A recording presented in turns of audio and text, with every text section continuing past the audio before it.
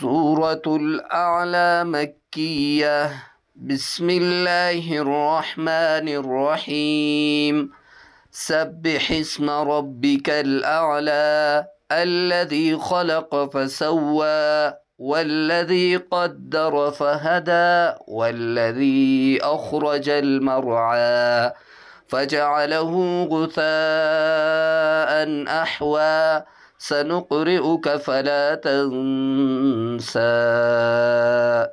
إلا ما شاء الله إنه يعلم الجهر وما يخفى ونيسرك لليسرى فذكر إن نفعت الذكرى سيذكر من يخشى ويتجنبها الأشقى الذي يصلى النار الكبرى ثم لا يموت فيها ولا يحيا قد أفلح من تزكى وذكر اسم ربه فصلى بل تؤثرون الحياة الدنيا والآخرة خير وأبقى إن هذا لفي الصحف الأولى صحف إبراهيم وموسى.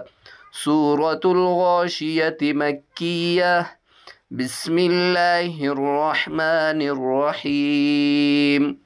هل أتاك حديث الغاشية وجوه يومئذ خاشعة عاملة ناصبة تصلى نارا حامية تسقى من عين آنية ليس لهم طعام إلا من ضريع لا يسمن ولا يغني من جوع.